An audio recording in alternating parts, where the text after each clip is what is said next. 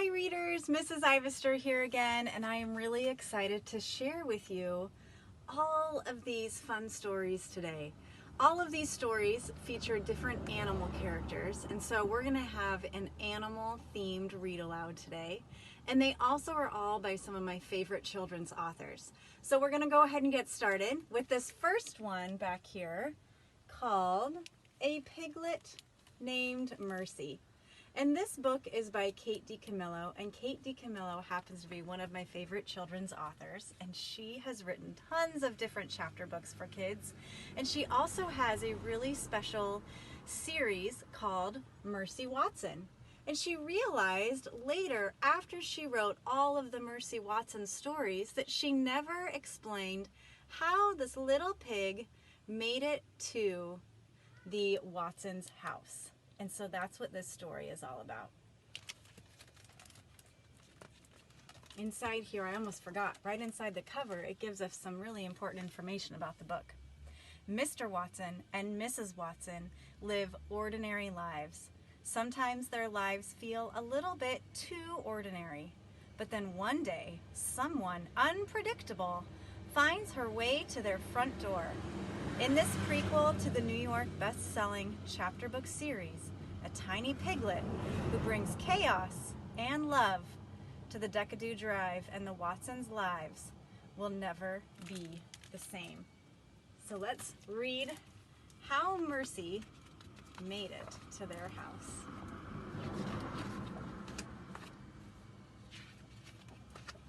The illustrations are all done by Chris Van Dusen. Mr. Watson and Mrs. Watson lived in a house on Dicamillo Drive. Dicamillo Drive was an ordinary street in an ordinary town.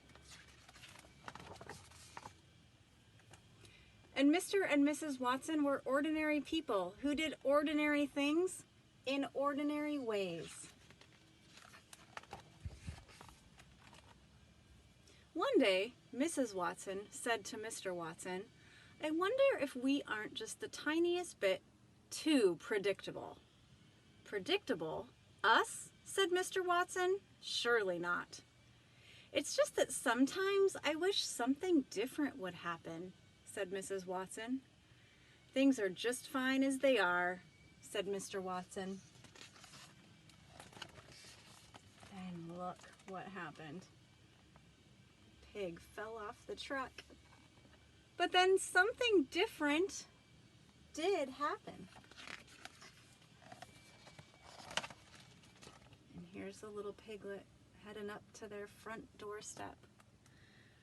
Someone very small and not so ordinary at all found her way to the Watsons' house on Dicamillo Drive.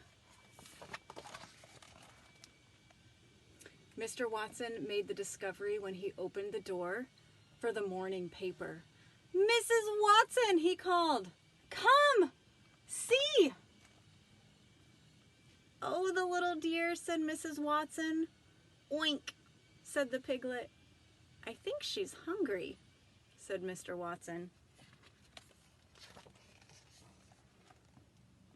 "Is that a pig?" said Eugenia Lincoln. Eugenia Lincoln lived next door, and she did not approve of surprises or pigs. "It is," said Mrs. Watson. "Can you believe our luck?" "Don't be ridiculous," said Eugenia Lincoln. "A pig is not lucky at all."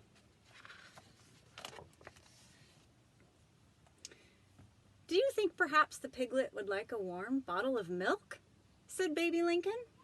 Baby was Eugenia's younger sister, and she was fond of surprises and piglets. Mr. Watson scratched his head. "A bottle of milk? I don't know. This is also unpredictable." "Leave it to me," said Baby Lincoln. "Oink," said the piglet again.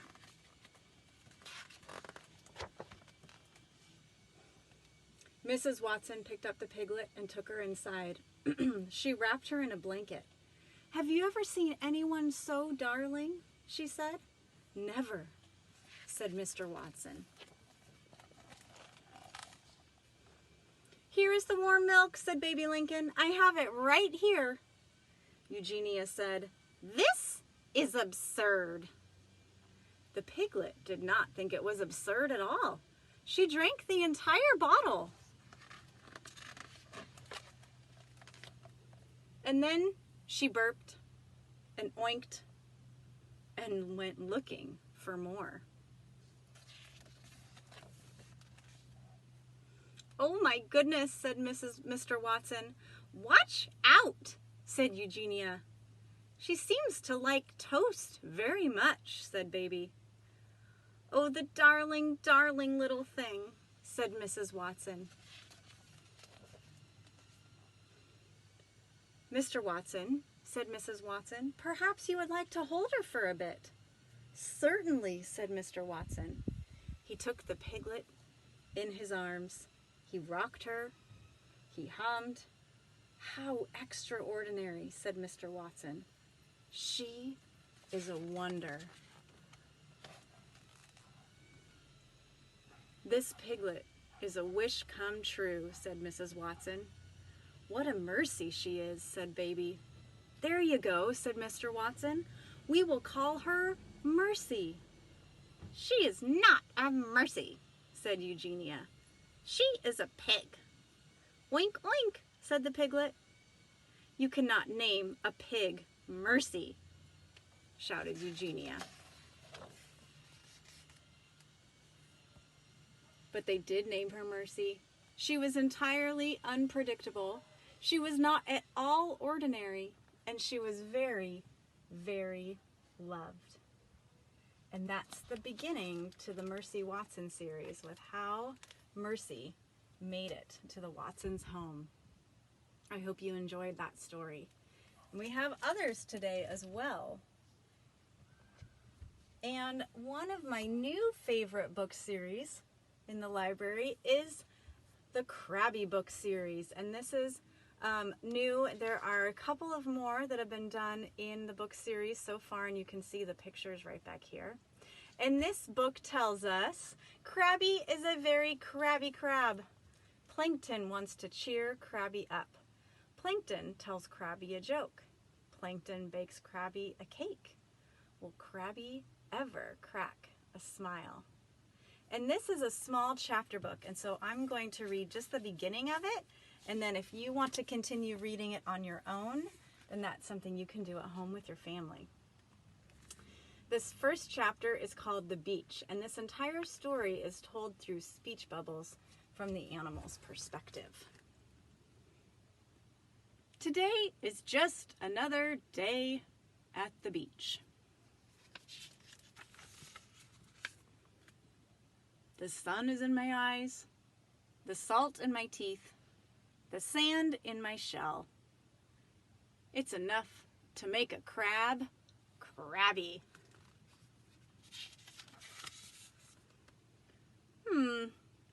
What exciting thing can I do today? I can dig a hole. I can watch the ocean fill it up. I can dig a hole again. I can scuttle the dunes. I can scuttle to the water.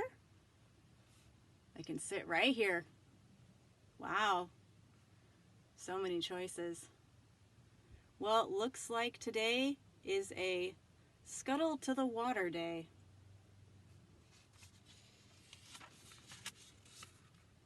Yay. Ugh. There is that boring barnacle. He is always hanging around. And if you've ever read the book or heard the book, The Barnacle is Bored, that's what that's referring to. It's the same author. Hey, Crabby. Hi, Barnacle. Wave! I said hi. Isn't that good enough? No! Wave! Did you ever think that I maybe don't want to?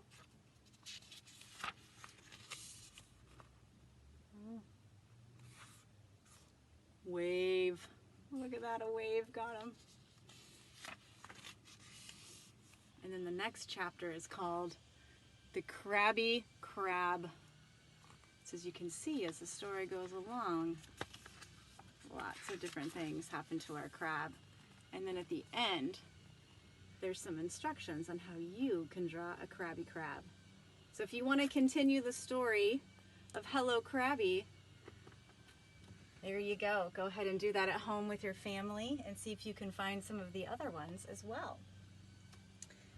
There's another new book series very similar to Hello Crabby. This one is by Pihl Key. Of course, Dog Man is very popular in the library, and Pihl Key has decided to write this chapter book series for younger readers.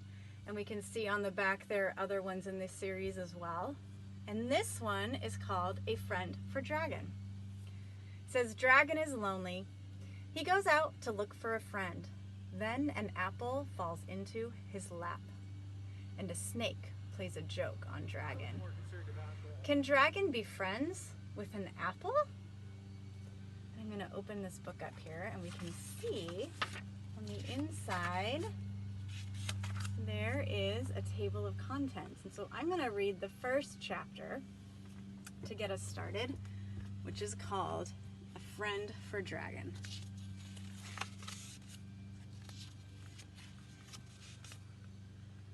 There once was a blue dragon who lived in a little house all by himself. Sometimes Dragon got lonely. I wish I had a friend, said Dragon. So he went out into the world to look for a friend. Dragon went into the woods and met a small black squirrel. Will you be my friend? Said Dragon. No, said the squirrel. I'm too busy. Dragon went to the riverbank and met a fat gray hippo. Will you be my friend? Said Dragon. No, said the hippo. I'm too tired. Dragon went to the pond and met a slick green crocodile. Will you be my friend? Said Dragon. No, said the crocodile. I'm too grouchy. So Dragon sat down under a tree, still wishing for a friend. Suddenly an apple fell out of the tree and hit Dragon on the head.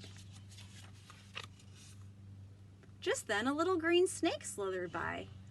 The green snake wanted to play a joke on Dragon, so he hid behind a rock and called out, Hi, Dragon!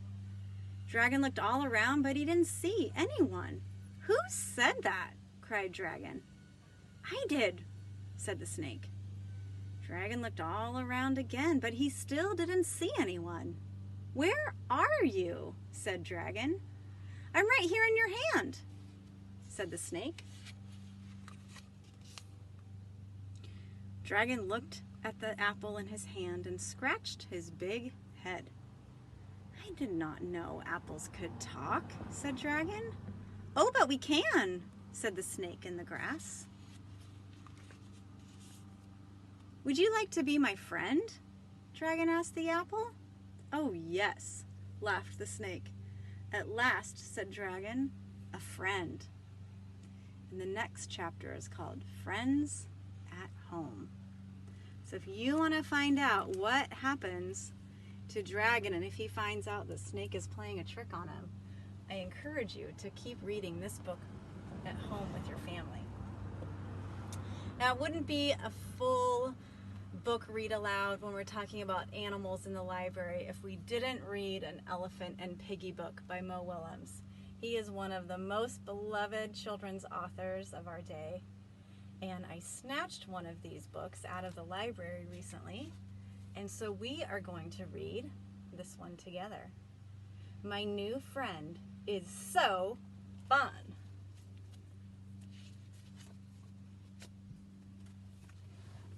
My New Friend is So Fun by Mo Willems. Hi, Gerald. Hi, Snake. Have you seen Pigeon? Piggy just met Brian Bat for the first time. Now they are playing. Fun. Brian Bat is nice. I know. Brian is my best friend. Piggy is my best friend. Both Piggy and Brian are so nice. They must be having a really fun time. Yeah. They must be having a super fun time. Yeah. They must be having a super duper fun time. Yeah. They must be having a... Oh, no. What if they are having too much fun? How can they have too much fun? They could be having more fun than they have with us. More fun? Much more fun. Much more fun? If they are having that much fun together, then maybe they do not need us. I do not want to lose my best friend. I do not want to lose my best friend. We must do something. We must tell them to stop having fun. Piggy! Brian! Ha ha ha ha ha. Skid! Skid! Oh, hey, hi Gerald. Hi Snake.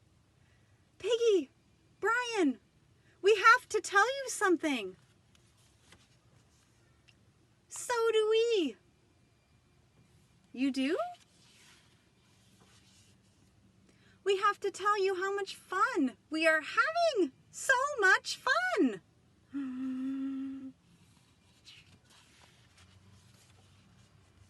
We have been playing best friend games. Best friend games. It's best friend fun.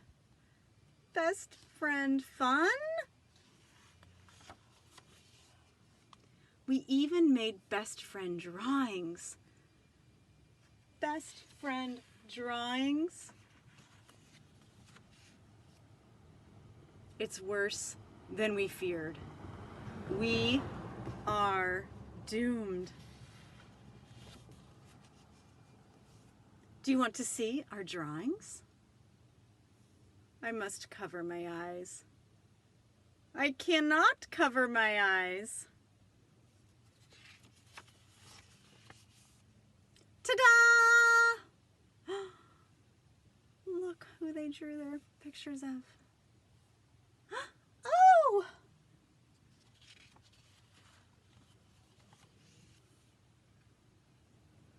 You made drawings of us?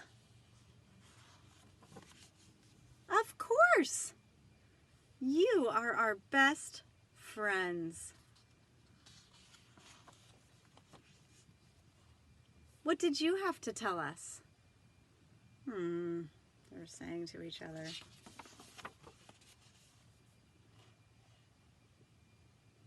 Have fun with your new friend. And off they go. And I always love the back of the book because you can find the pigeon there. And that's the story of my new friend is so fun. Absolutely love all of the Elephant and Piggy books. All right, all of my friends out there in the reading world, I hope you enjoyed the stories that I had for you today. These are some of my favorites, as well as a piglet named Mercy. I hope you enjoyed all of the fun animal stories today, and I can't wait to read with you next week. See you then. Bye-bye.